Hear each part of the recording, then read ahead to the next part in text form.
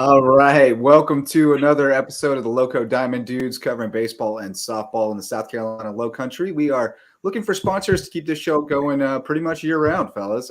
Talking about episodes every other week through the World Series, and then picking back up with weekly episodes in February when the college teams get going and the high school teams start to get ready. And we have annual sponsorship packages starting at as little as $10 per episode. So hit me up on email at locosports@gmail.com if you'd like to be a part of that and help us keep the grassroots local sports coverage coming. Guys, we've got a great show on tap today. We've got our first guest already waiting in the green room. We'll get to him shortly. Bennett Romer, newly crowned Freshman of the Year for the South Atlantic Conference, I want to say, like all kinds of awards. I can't even keep up with all of them. I bet Wes has a list, but he's had a heck of a freshman year for Newberry. So going to chat with him a little bit. We'll also have Kylie Rass jumping in the second half of the show, Beaufort softball star, after they got a big win last night. But let's get to the headlines real quick. And the big one for you, Mullis, May River, Hilton Head, and Bluffton all fending off elimination last night in the 4A baseball bracket. Good to see that. It was a tough first round, but the second round goes our way. So we live to fight another day. Everything's coming up roses for Beaufort all of a sudden. They beat Gilbert 4-0, and now they get a home game because Lake City got upset by Loris. So they'll be at home again on Friday, and the softball team got the win last night. Colleton softball and Wade Hampton baseball in the driver's seat after winning their region championships. And on the Skeeza side, Patrick Henry cruised through the first round. Hilton Head Prep survived a pitching duel in game one. You saw that one, Wes. And then Hilton Head Christian Academy 1-1 so far. So they have an elimination game on Friday. So what has stood out to you guys so far through these first couple of days of the playoffs? Oh, I think, it's been the year of the Beaufort High Eagles across the sports calendar. And, man, so impressed by what that baseball team is doing, especially, in a tough matchup against Gilbert and just the way they were able to cruise through a very difficult contest. And, I mean, they have been – we've talked about that battle-tested schedule all year, playing against the cream of the crop. That's going to help you when it comes to playoff time. And we saw that play out on the field with a very solid 4-0 win over a good Gilbert team. That's a heck of a way to start it. And now, what an opportunity now coming, staying over here at home against the Loris side that, pulled off a big-time upset. But Beaufort being at home, being confident as they are right now, you got to think you like those chances of if you can get that one more win, you can put yourself in the driver's seat of that district tournament. So things looking good for the Beaufort Eagles. So the softball side, I'm going to talk to Kylie Rass hopefully a little later on in the show and hear her thoughts on the Eagles opening win over there on the softball side. But I was over at Hilton High for baseball last night, and it was danger time early for the Seahawks. They gave 3 runs. Jake Ripston, a little erratic on the mound, but he got his group together. He set down at one point, I believe, 10 batters in a row midway through the game. And then he went 5, and I didn't think he was going to pitch anymore. So we can handle erratic. Yeah. But the offense, which has been kind of on and off at points coming into the playoffs, they came through late. Russo had a nice base hit. The team as a whole, I thought, really swung the bat pretty well as the game went on. I think they adjusted to what they saw, though. The starter for Westwood didn't last very long. He was polar in the game, but really like the way the Seahawks approached things at the plate. They're able to scrap some runs together late in that ball game and survive and move on. They'll actually be home again against Hartsville. So another opportunity to keep your season alive, and you just got to take it one game at a time at this point, and that holds true for our other baseball teams in that double elimination bracket as well, because we got a couple of guys, trying to keep their season alive. May River and Bluffton still able to do so. Thomas Gilmore with very impressive outing for the Bluffton Bobcats, a complete game shutout through 7 innings. So excellent work there for Gilmore, and good to see some of the Jackson Arsenault. He's had the red hot bat and he has stayed with it. 2 for 3, drove in a run and put up 2 doubles as well. So good guy out at the plate too. Yeah, he had a good night. Sharks survive in advance. That had to feel good last night, Mullis. I know it got a little dicey toward the end, but no, it's a good team. They had good arms. Everybody's good this time of year. It seems like nothing's easy. It's harder every game too. Oh God, think about the draws coming up. Bluffton wins last night, but got a tough road trip coming. Hilton Head, Hartsville's pretty good. Yeah, Hilton Head's going to have to find some special production on the mound if they want to, cool down those. I mean, they're not Hartsville's beatable. Hartsville, you can, they're a good team. They're coached well. They do things right. They're not going to overmatch Hilton Head. I don't know about AC Floor. I can't never tell with them. I mean, last time we played them, they looked like the Yankees. They had 3 D1 catchers. So, I mean, you just don't know what you're getting with those guys. That's been a powerhouse program.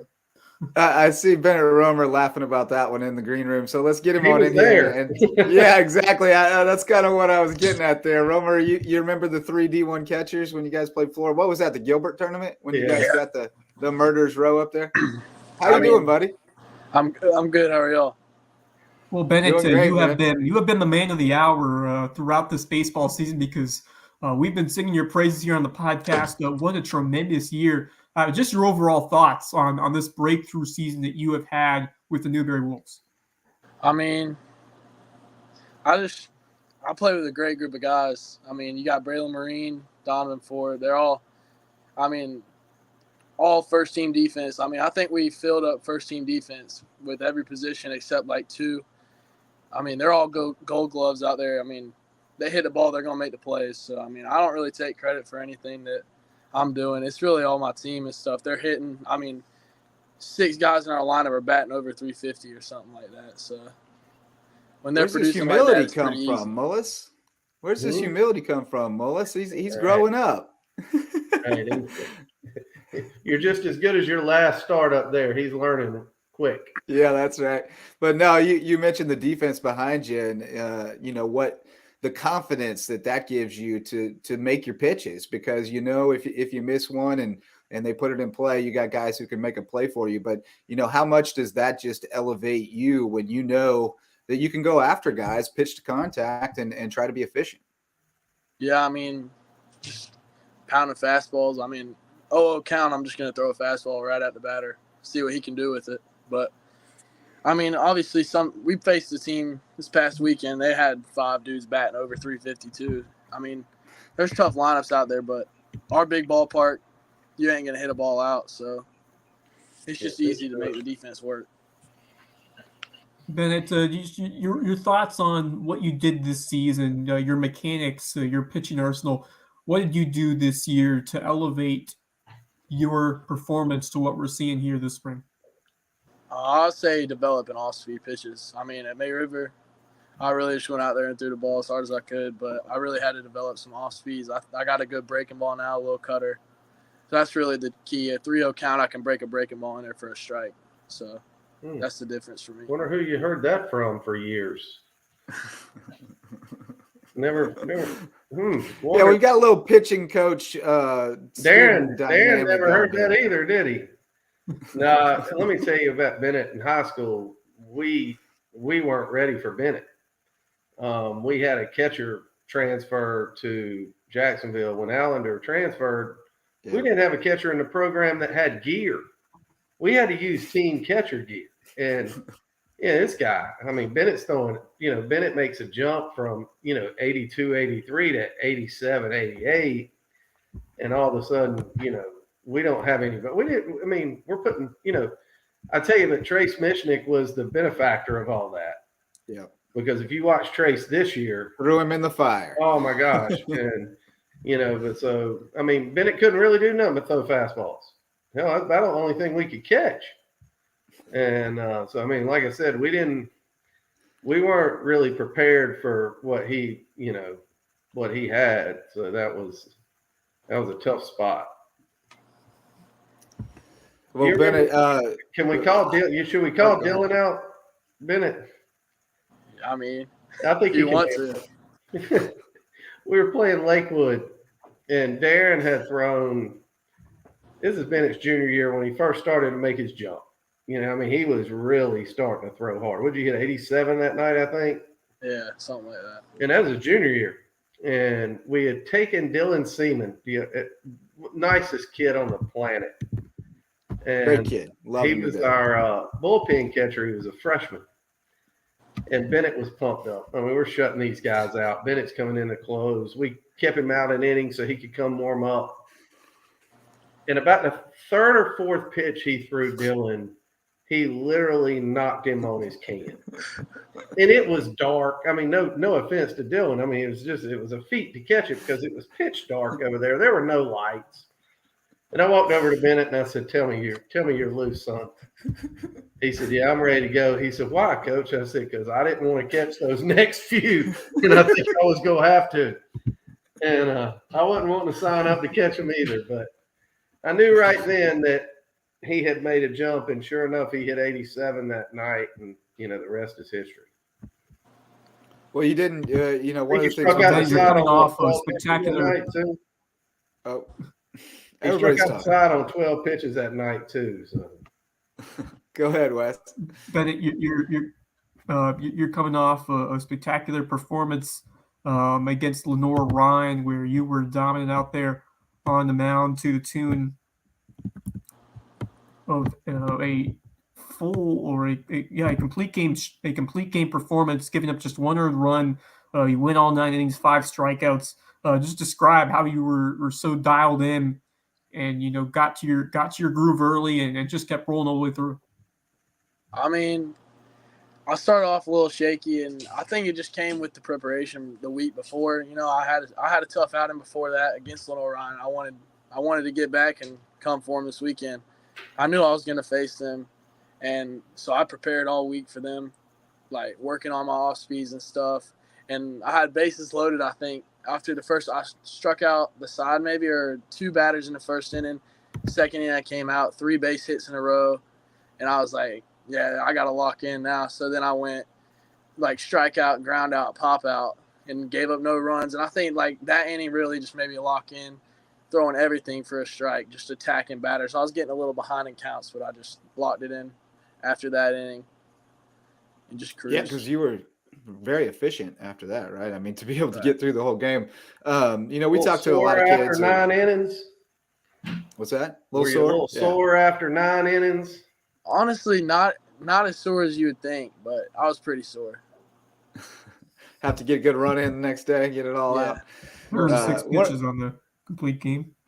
Yeah, that's a day's work. One of the things we talk to a lot of kids about who are going to the next level, just to kind of try to lay out the blueprint a little bit for the kids coming behind them, is just there's no secret to your success necessarily. I mean, it comes through hard work. It comes through dedicating yourself to it. And, every time I took my son out to see Mullis this summer, you were out there working out.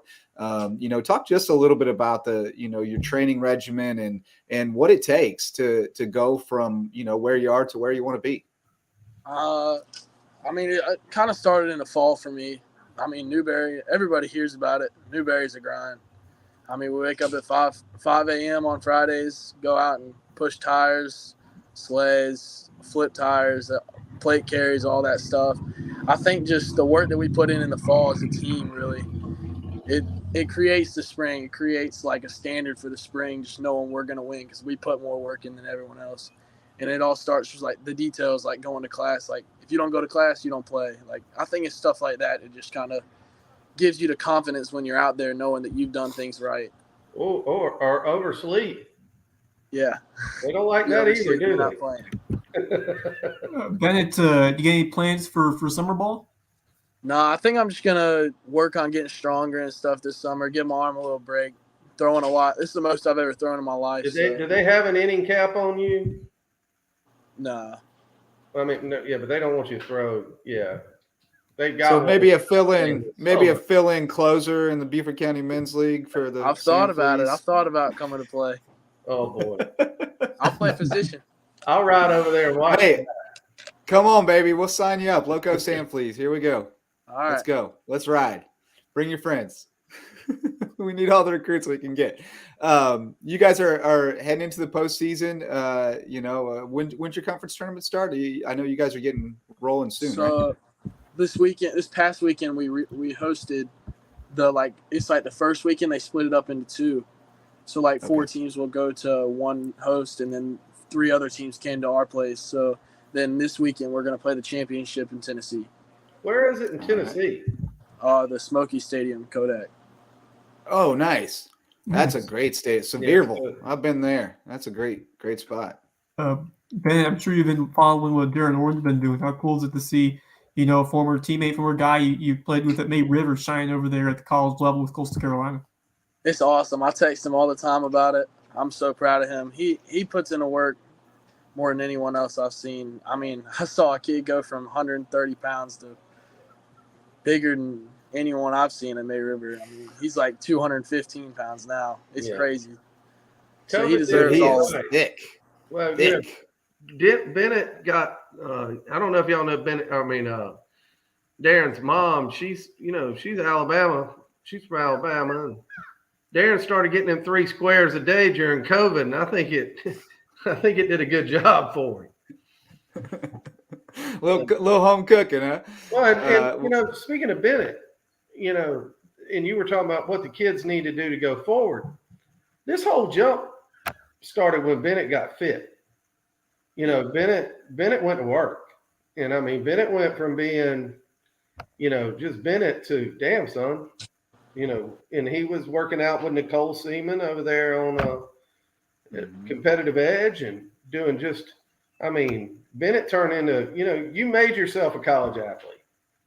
You went from being a high school baseball player to a college athlete, and that's where the jump took place. And it's all hard work. That's what it starts with. I mean, Bennett, you know that, and just describe your drive that put you to where you want to be now, and how much of it is just, being that guy who does more and puts in the work.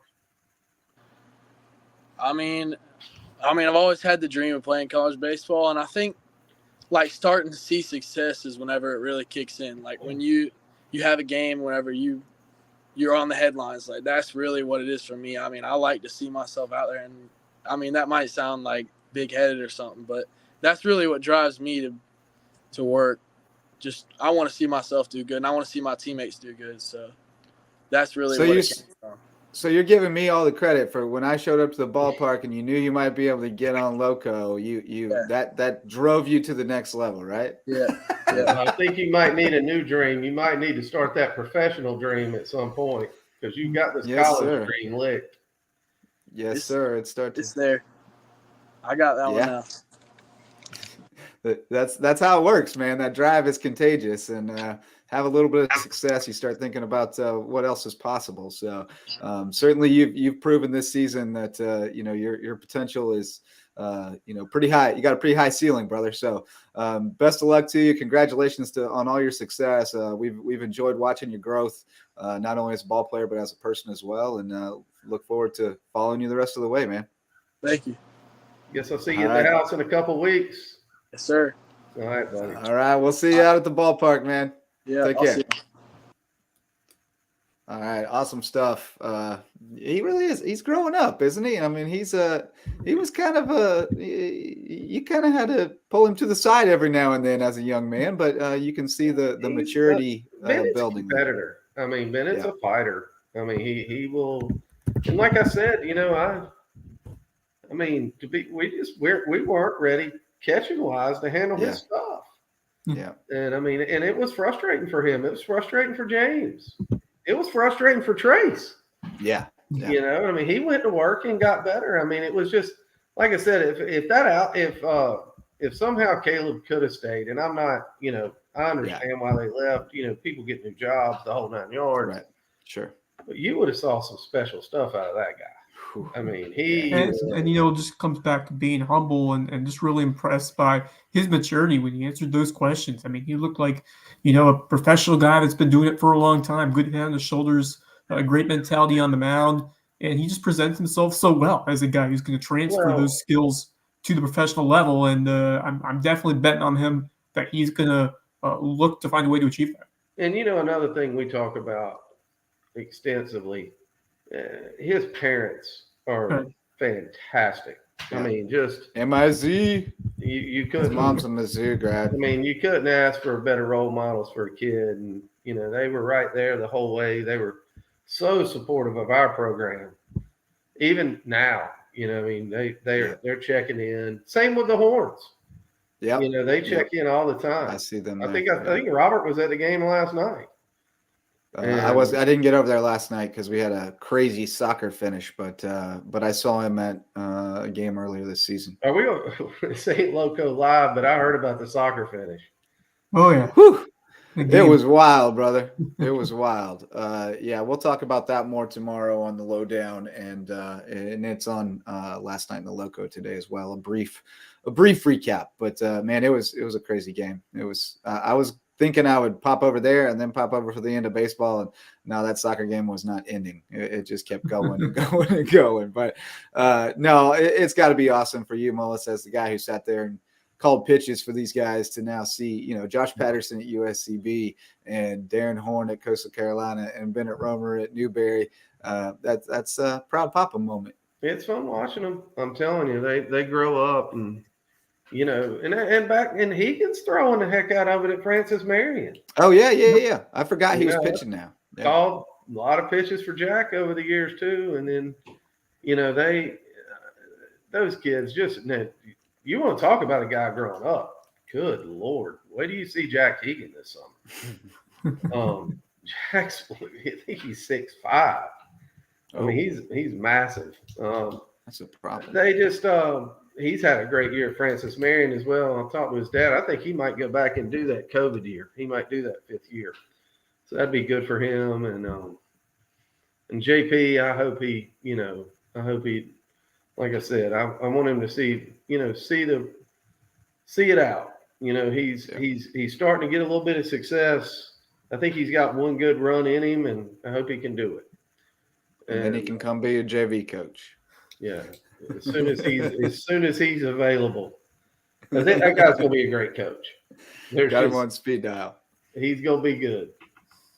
And but Bennett and Darren, they and I love how there's some guys that have with Carmen Majinski and those guys have kind of blazed a trail. It gives them a little bit of a, I'm not saying they're going to be first rounders. Yeah. But, I think they know that you can come out of here. You get there from here. Well, and Ryan Kelly before him, I mean, he made it the hard way. He had to grind his way through the system, but made it to the big. So, guys have done it, and certainly you go back further than that. You got Gerald Perry and Don Dreesen, and you can get there from here. So, I think that those guys have an excellent shot. And Horn had another great outing. He had 3 innings pitched, 6 strikeouts a day ago or so. Well, and I think I sent you this picture. We were having our team dinner over at Coach Schmidt's house, and when Darren came in, we had it on in the living room, and they were outside playing cornhole, whatever, spike ball, whatever that thing is they play now. Yeah. And but they were all right there around the window watching it. And that's what it's all about. You want them to get to that. And, because they knew them. And I give Willie Korn a shout out. Him and Davis Rose, they were the spike ball champions the other night. Davis Rose with 2 bum arms winning the spike ball championship. It was Willie. It was Willie. It was all Willie. All right. It was all Willie all the time. I wish I could pretend I understood what's going on in spike ball. That's a great sport. No clue. That's a really good. Also, hearing James Lehman and my daughter Paige are also a very good team. You gotta be creative. You gotta be quick on your feet when you play that game. It's a big week this week for everybody, though. Wes touched on it earlier with Buford. Buford could get a huge advantage if they get another win, because then they could start kind of touching up their pitching for next week. Because you start talking about next week, see, they go straight into another pod next week. So and then you're looking at Dreer, probably Brooklyn Casey, Hanahan, and Buford. And so business will pick up. It's tough. The other team's got to come over to your place and win 2 games in a row. That's not easy for. But you could be in a huge advantage. They could be in a huge advantage if they got their guys lined up for Monday. See, that's what happens in that second week of that pod. You can end up in that losers bracket quick because you had to win, over the weekend. Yeah, and this is lining up really good for them. Yeah, looking at it here, trying to get it shared with y'all. Woo, that made us big. That's there we go. Sweet. Yeah, that was a bit much. So the key, right, is if you can get through without having to play that if needed game, because then you're set up, and then hopefully everybody else has to play the extra game, and you've got your pitching set up. So they got through the first one in good shape because Webb went 5, and then they brought in Talbert for 2, but he threw like less than 40 pitches, so he should be good to run him back as the closer. So if they can keep getting 5 out of the starter and Talbert close it out, they're going to be in real good shape. And then they're going to swing it typically. So let's take a quick break and hear from our sponsors, and then when we come back, we'll have Kylie Rast from the Buford softball team here on the Lowco Diamond Dudes. Hey, Lowco sports fans. This podcast and all of our grassroots local sports content are made possible by support from community sponsors, including Mickelson Law Firm, the official real estate attorneys of Lowco Sports, and the presenting sponsor of our Hilton Head Christian Academy coverage. Our original sponsors are still among our greatest supporters. Ryan and Tiffany Mickelson are community pillars who will be in your corner no matter your legal needs. When you need legal representation, call on the attorneys who support Team Lowco. Call Mickelson Law Firm. Hospice Care of the Lowcountry, the official hospice provider of Lowco Sports, and the only not-for-profit hospice in southern Beaufort County. For more than 30 years, the committed, compassionate staff at Hospice Care of the Lowcountry have been there to ensure your loved ones find comfort, honor, and dignity at the end of life. Because at Hospice Care of the Lowcountry, it's not about dying, it's about living. Homegrown Home Inspections, the official home inspectors of Lowco Sports. Jan Lucas and his team provide thorough, detailed home inspections aimed to ensure everyone goes into the transaction with open eyes and confidence. Jan would rather reveal an inconvenient truth than look the other way and provide reassurances that could come back to burn the buyer in the long run. If you're looking to buy or sell a home and need an honest, reliable inspector, call on Homegrown Home Inspections, official sponsors of Lowco Sports. DDS Web Design, official SEO experts of Lowco Sports. If your business or organization has a website and you're trying to figure out what SEO is, you need to call on Denise and Dave Sinkovich at DDS Web Design. They'll provide a free consultation and do all the behind-the-scenes work to boost your search engine optimization and get your website found online so you can take your business to the next level. DDS Web Design, official SEO experts of Lowco Sports. American Wood Reface, sustaining sponsors of Lowco Sports. Does your kitchen need a facelift? Before you start picking out new cabinets, give Ben and the team at American Wood Reface a shot. They can reface your existing cabinets to overhaul your aesthetic without the hefty price tag and reimagine your kitchen at a price point you can manage. Be sure to tell them Lowco sent you, because every referral helps support Lowco Sports. 4M Metals, sustaining sponsor of Lowco Sports. Got metal? Your roof might need it. Metal roofing advantages include better energy efficiency, weather protection, longevity, a more aesthetically pleasing design, and the product is all green. So if you've been thinking about a new roof, go metal. Let 4M Metals be the difference in your roof. Jay's Barbershop. It's the talk of the town and the place to be in Ridgeland. If you need your ears lowered, head over to Jay's for a fresh cut and great conversation with good folks. And tell them Lowco sent you. Local Pie, official pizza sponsor of Lowco Sports. They sling some of the best pies in the Lowco, and my kids say the mac and cheese is the best around. Hungry? Hit up Local Pie, longtime supporter of Lowco Sports. Barefoot Floor Care of the Lowcountry, the official floor cleaners of LowcoSports.com. If your feet tell you your floors need cleaning, call on Barefoot Floor Care of the Lowcountry. They provide residential and commercial services, including cleaning carpet and area rugs, tile and grout, upholstery, curtains and drapes, mattresses, and more. But most importantly, they'll get those floors so clean, your feet will thank them. Barefoot Floor Care of the Lowcountry. Hilton Head Prep is a sustaining sponsor of Lowco Sports, and we tell you all about the Dolphins' athletic exploits. But did you know it's also the #1 ranked private K-12 school in Beaufort County and ranks in the top 2.5% of schools nationwide? Visit hhprep.org to see what Hilton Head Prep has to offer. Buford Academy is a sustaining sponsor of Lowco Sports, and we love covering the Eagles. With a student-to-faculty ratio of 7-1 and an average class size of 14 students, Buford Academy could be just the educational solution you're looking for, with more one-on-one attention. BA has a strong history of working with the whole child to prepare each student for college and life. Check them out at BufordAcademy.org. Thank you to all of our sustaining and supporting sponsors for their support of LowcoSports.com. Go Lowco.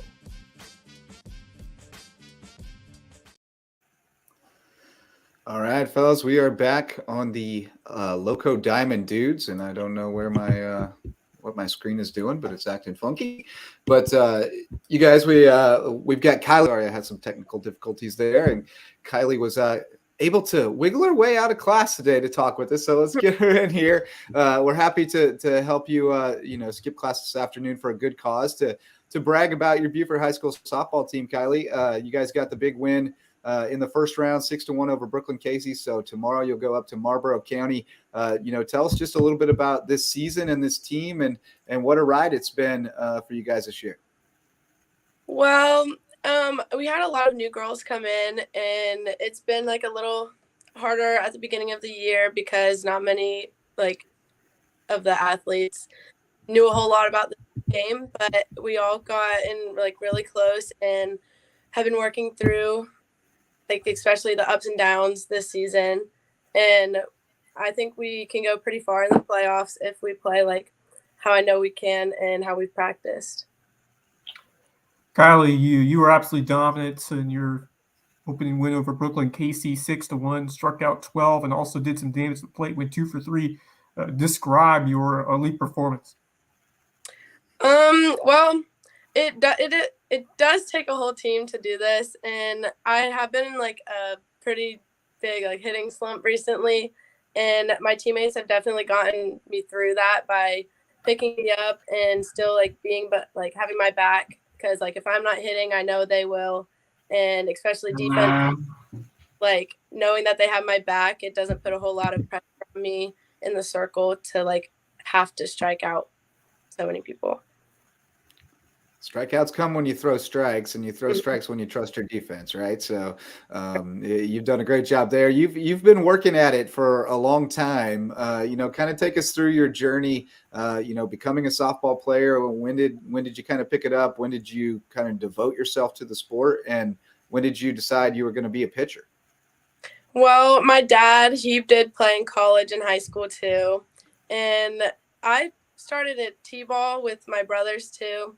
And I know my dad was a pitcher and both of my brothers are pitchers. So I guess ever since I was little, we just started pitching. And so going through obviously T-ball, you don't pitch, but from pitch, even that, I was standing in the circle. And then when it got to the age where I could pitch, my dad and I would always sit in the backyard and he'll catch me. And there's definitely a lot of wild pitches, and I'd have to go over the fence to get them. But yeah, he's definitely helped me through that. And I've been going to some more pitching coaches, and all of them seem to help me, and they're all really nice. And yeah, I'm looking forward to how much better and progress I'll make in the future. Describe more of just how your play is improved over your high school career, and also just how cool it's been to be that veteran leader of this team, to cheer your teammates on, to encourage them to do their best, and to be that player who's motivating your other girls to get to that level. And just tell me more about how this team has evolved from start to finish this year. Mm-hmm. So my freshman year and sophomore year, I was the only pitcher here. So I did have to pitch a whole lot. But once again, I didn't feel a whole lot of pressure on me because I knew my defense had my back. Adeline Johnson has taken some of the load off you this year, right? And she's swung a really good bat too. So talk a little bit about what she's brought to the team and some of the other players who are helping you guys take it to the next level this year. Yeah, she's brought in a lot to the team, and we're really happy to have her because she's also fit in so well, and she makes the team just that much better because she plays third as well. So when we are able to put her at third, we're a stronger defense, and she also bats second. So she picks us up when I was definitely in my slump. And yeah, she's brought a lot to this team and have definitely helped us through this season. how do you stay focused throughout these playoffs, having to play so many games in just a short amount of time? What's kind of the mentality that your coaches has preached to you to stay focused and play that the way you've been playing all year?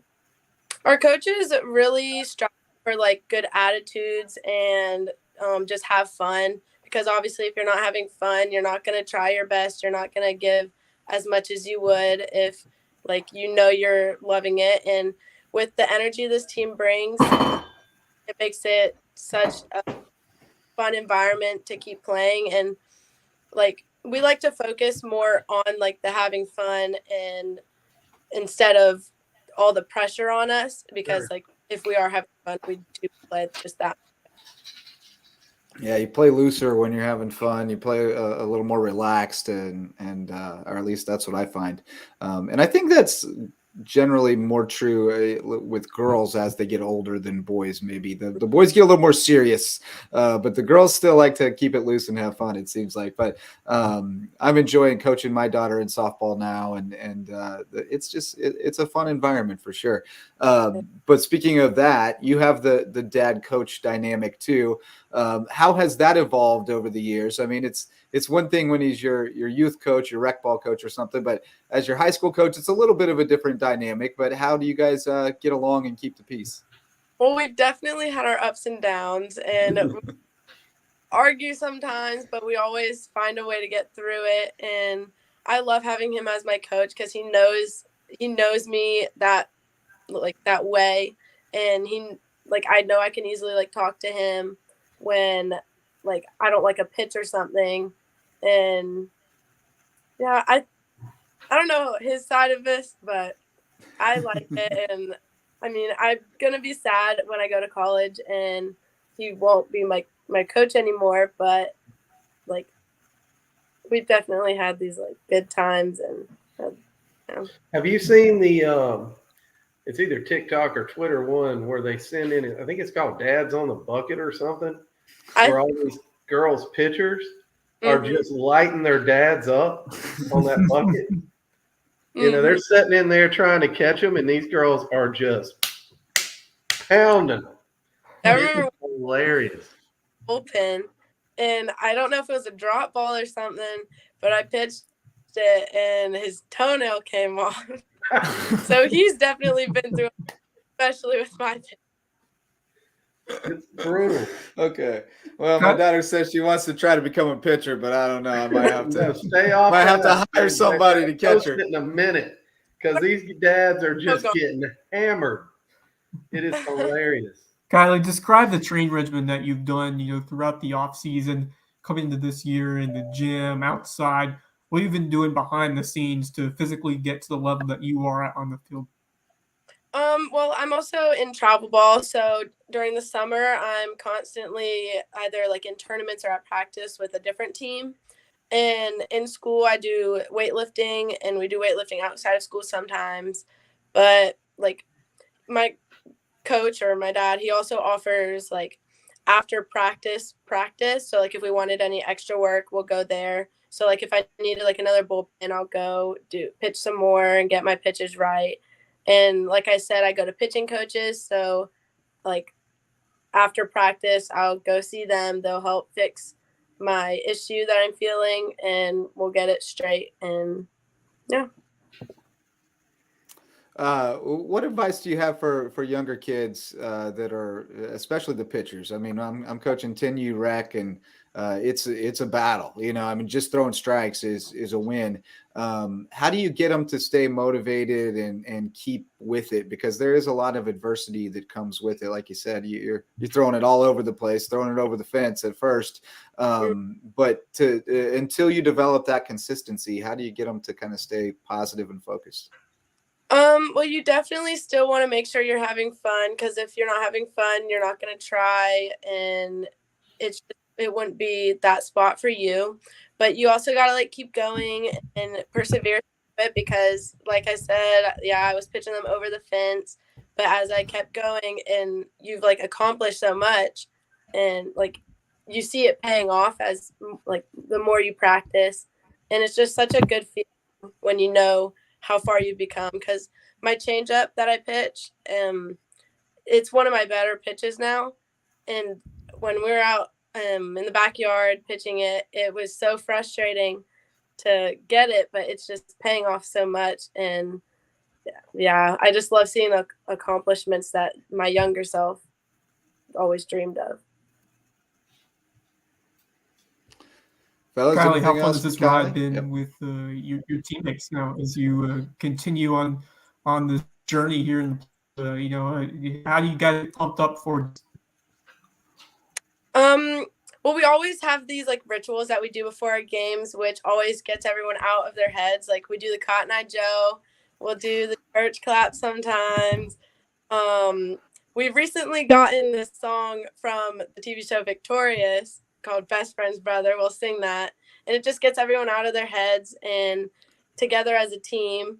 Especially through this season, I feel like we've gotten like more together as a team and trust each other and just having fun. And if we play how I know we can play, I know we'll get far. And well, you got a big one on Friday at Marlboro County. Have you started scouting them? What do you know about them? I don't know anything about them right now, but I heard they have a good pitcher. So well, hopefully. So do you. So pitchers duel, it sounds like. And you play the game, not the opponent, right? So go take care of your business, and the rest will take care of itself. Well, thanks, Kylie, for joining us. We appreciate you, and congratulations on all your success thus far. Best of luck in the future, and we'll definitely be watching. Thanks for having me. All right. Thanks, Kylie. All right, another great one. Young kid that we've watched grow up on the field and really becoming a superstar. And when we get these kids in here and we talk to them, you can kind of see why they have success, because they got pretty pretty sharp outlooks on the world. So always cool to talk with them. And I think I think parenting is a big part of that. I think our dad, you're focused, and there's always some instances that you have in terms of that relationship. But I think her parents have done a good job of motivating her to get into the path that she is now, and she's been excellent out there in the Diamond, and it's been fun to watch development and all that they do, playing travel ball, playing high school ball, a lot of softball, and just a lot of commitment to the family for everything. And growing up around the game. Yeah. Growing up around the game. Like you said, Mullis, the brothers were good baseball players, and she's the little sister tagging along. I'm hoping that pans out for my little one. Seemed like every time you turn around, it was a Rast hitting. Yeah, you ain't kidding. Scott doing a great job over there too. Good dude. Just really enjoy talking with him always. But let's go through some more playoff stuff, guys. Take a look at some of the brackets. What do you want to talk about first? Which brackets you want to see? You want to see the 4A baseball brackets? So what we want to look at? Good. That's an interesting deal. I like this new format. I really do. I do too. Dude, there are people driving everywhere to play baseball. Yeah, we had Greer come to Hilton Head, then we had Westwood come to Hilton Head. We're going to talk about that too, Wes. As you said, the good thing about it, you get to play so many different teams in this bracket, from the upper state, senior, and the lower state.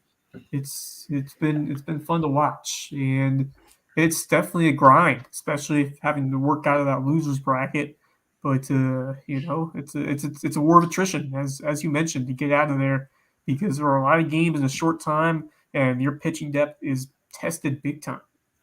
How about Greer? They had to go to Hilton Head, and then they had to go to South Florence, and now they have to go to May River.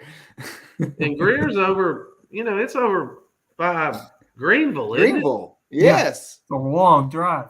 Above Greenville, if I'm not mistaken.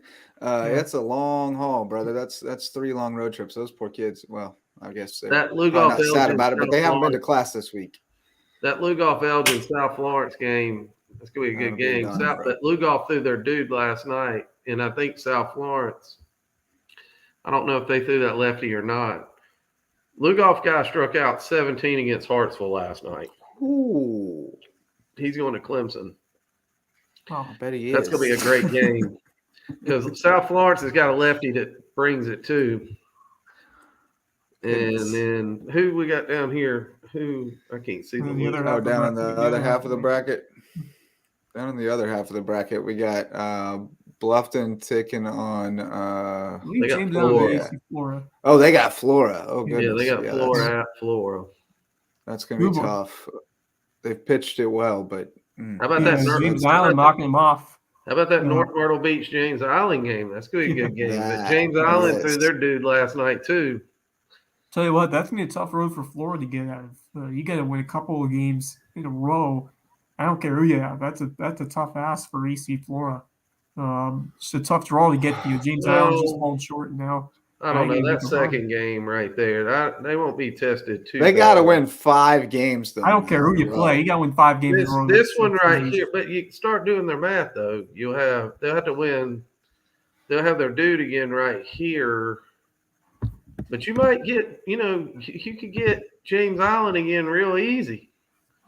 We need a telestrator for you, Mullis. We can't see where you're pointing. Oh, but I mean, you just start working your way through this bracket. I mean, but hey, Yeah. let me tell you. No, you eventually get back to either James Island or I North Myrtle think, Beach. And I'd have to check the pitches, but did Miles Fry throw a bunch of pitches Monday? They got him out where he'd be eligible Friday. I remember looking at it, so 68 or something like that. Flora threw their dude last night. Yep. So they're going to be getting Miles a 2 Fry. They'll be getting a 2 or 3 from Flora, and Miles Fry always ties up really good teams. Yep. Now, That he breaker gives those is guys neutralizing. every time he pitches against a really good team. He's and that dude will battle you. He'll fight you. Well, you can never trust her getting a fastball in a fastball count because he'll throw that breaker anytime he wants to for a strike and buckle you up. So yeah, he's a problem. He's tough, and I suspect he's tougher on the better hitting teams who like velo. And then Hilton Head's up here. Hilton Head's got Hartsville. Go back up to the top bracket. Yep. All right. So hell, we can play Hilton Head. Yeah. You could. Oh, that'd be good. If you both win, that's what we would love right there. Monday night. And Hilton Head can beat Hartsville, guys. Because I'm telling you, I can't remember if Hartsville, even their first guy was good, but he wasn't overpowering. He was a good pitcher, but I mean, Hilton Head will be in that game. Hilton Head will be in. Well, I mean, they just got through the last one pitching a guy they didn't think was going to pitch again this season. That is a big bonus. That's huge. Who did they throw in the first game? A lot of people, right? Yeah. I think they just whole staffed it after they got. Well, what's his name? They got that. They didn't burn anybody. Gregory, Alsobrook, and Larson all pitched, but they're all good for Friday. So yeah, like I they're said, pretty much all hands on deck. Hartsville's good, but they're not, like I said, overpowering. And I mean, you're not running into an arm that just to set you down arm like some of those other teams have. We looked at the 3A baseball bracket a little bit earlier. We know where Beaufort stands, but Wade Hampton. Oh, they're home. They're in good shape. They won their first one 9-2. They're at home against Sherrod, which Sherrod's always tough. They play some good ball up that way. So it won't be easy, but I mean Marlboro County. Yep. So I think it's in Marlboro County. I'm quite certain it is in Marlboro County. Actually, I'm not positive about that, but it's up that way. It's in the PD. That's an inside joke. I know that one. You know that one? It is in Marlboro County? Yeah. Okay, I thought so. Then I mean, they're in good shape here, I think. I think they should be in the catbird seat in 2A. Let's see. What else do you want to see? I don't know. We probably need to go to Skeeza, don't we? Yeah, we should go to Skeeza. Yep. Patrick Henry cruised on through. I saw our boy Charlie Sauls throw a gem in game 1, and then they got through game 2 just fine. So they're set up for Dorchester next week. Game 1 at Dorchester on Monday, game 2 at Patrick Henry on Tuesday, and then game 3, if necessary, will be Thursday. So I was down at we got game 3 tonight between Colleton and Calhoun. Yeah. Yep. I was down. Yeah, I have a feeling Colleton's in trouble. What's that? I was down at the farm yesterday. They love that Sauls kid. I mean, everybody talks about how good a kid he is. And you could tell. Yeah, I haven't heard a bad word about him yet. Yeah, he was awesome on the show. He was I know that fantastic. prep game over in Sea Pines. They had to work for that one. What we got? That was a pitcher's duel against Carolina Academy coming all the way down. From 2-1 Lake City over there. But that was a battle. But Peyton Bullock was fantastic. Is he the lefty? Is Bullock the lefty? No, I think Gartner's the lefty, right? No. Or is it the other way around? Yeah, no, Bullock's the lefty. Bullock's the lefty. That guy can pitch. That guy can pitch. He pitches. He pitched a gem in that game. But I mean, he pitches. He's not a thrower. He's in, out, up, down. He's fun to watch. Yeah.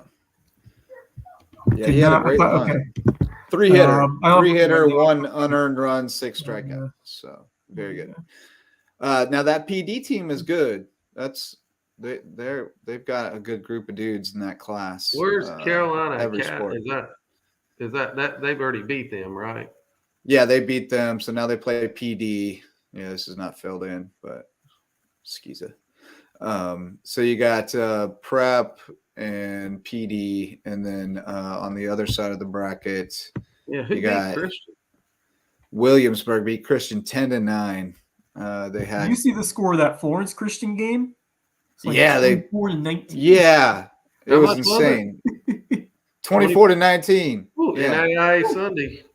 Round 2. Yeah, round 2 of Skeeza is the same as NAIA Sunday, apparently. Yeah. Speaking of college baseball, softball, man, USCB softball, they were so close to pulling off an upset over Georgia Gwinnett. They were up 2-0 heading to the 6th.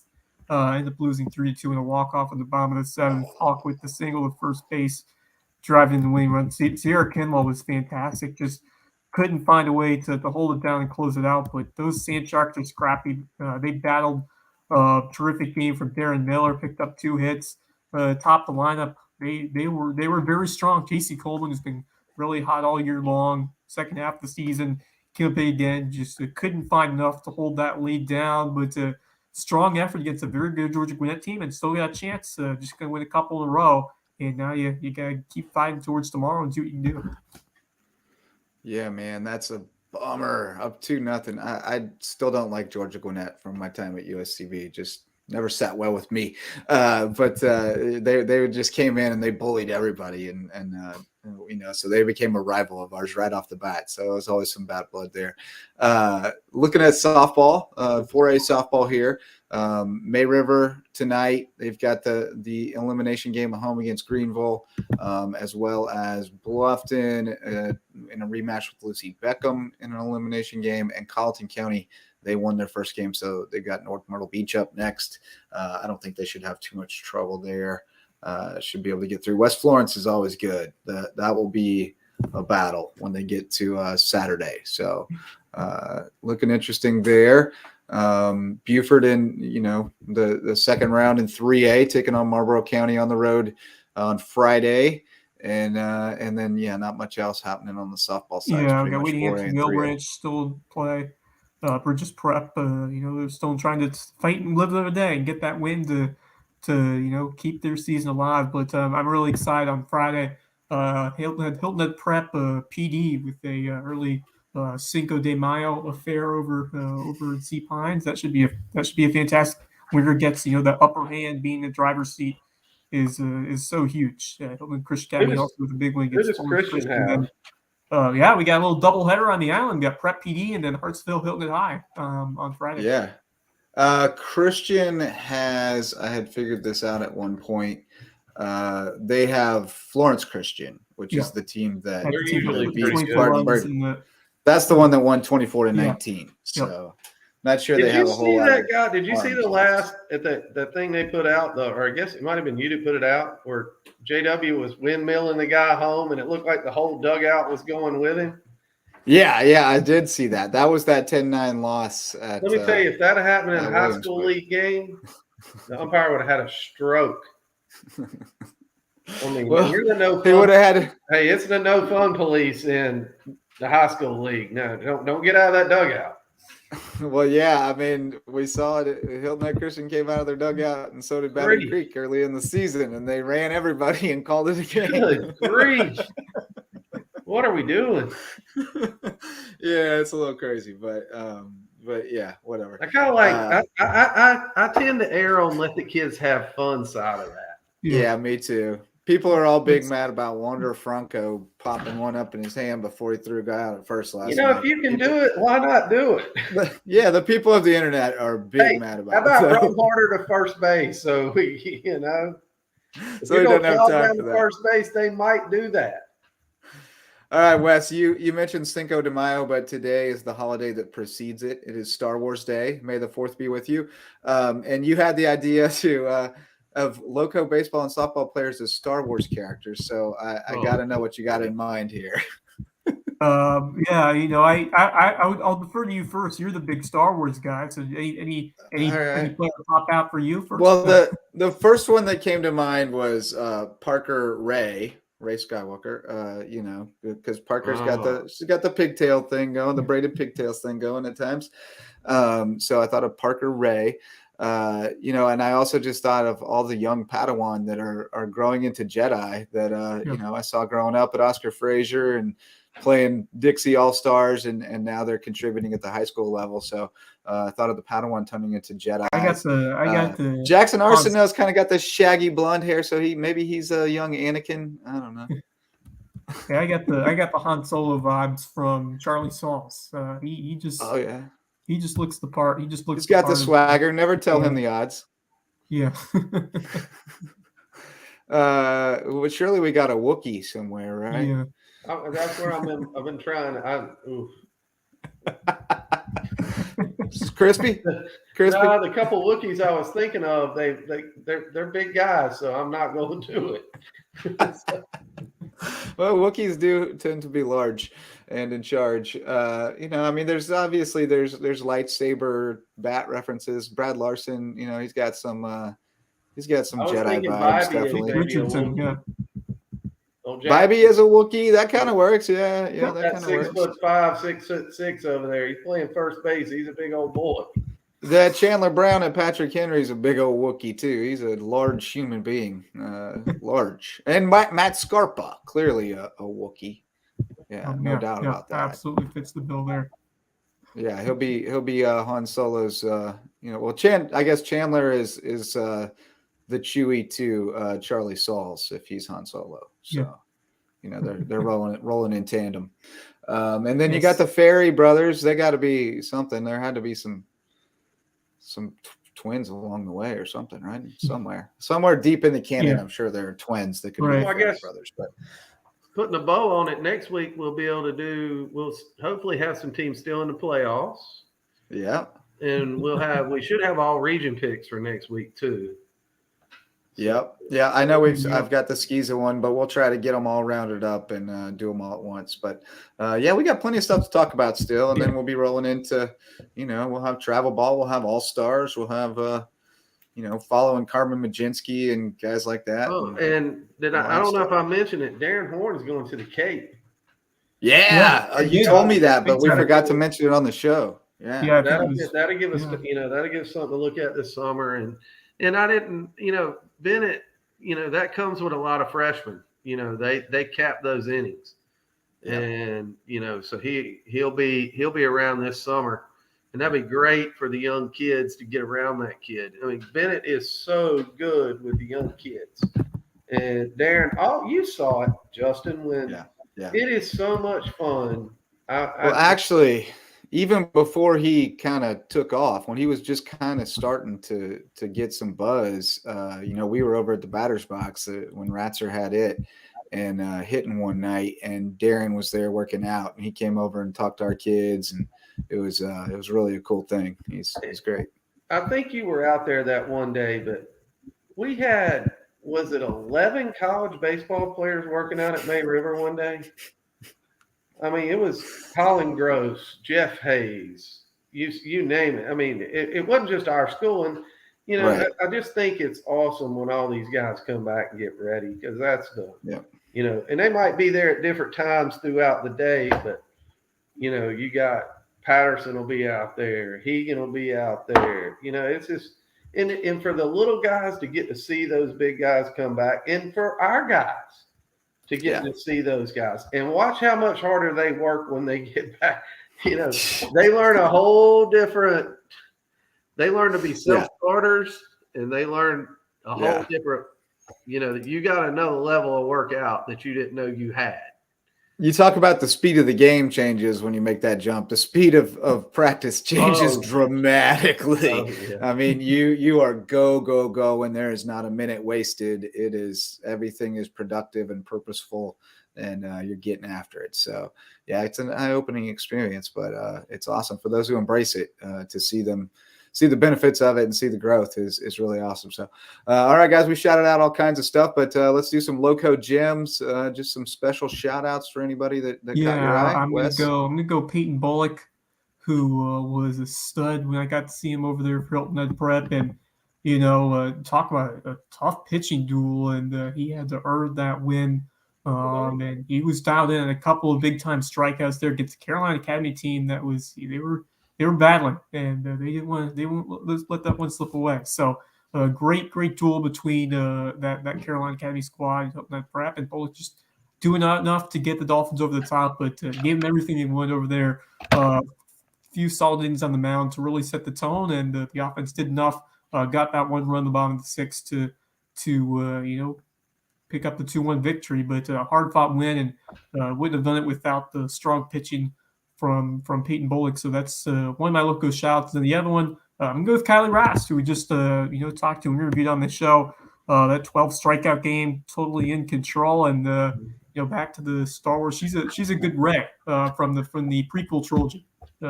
Fits the bill well for her Absolutely. kind of makeup. Badass. Or a Princess Leia. Princess Leia. There you go.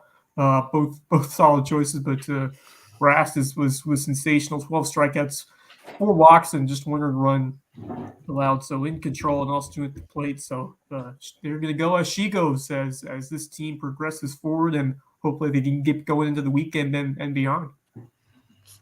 Absolutely. Mullis, you got to shout out anybody else? I'm sure Willie Corn gets some love. Yeah, Willie Corn for winning the spike ball tournament and the pitching performance last night.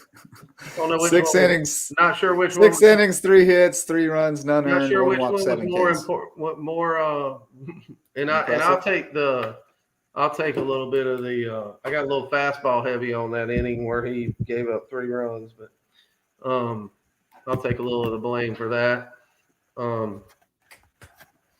I was looking too much at batting averages than swings. We'll leave it at that.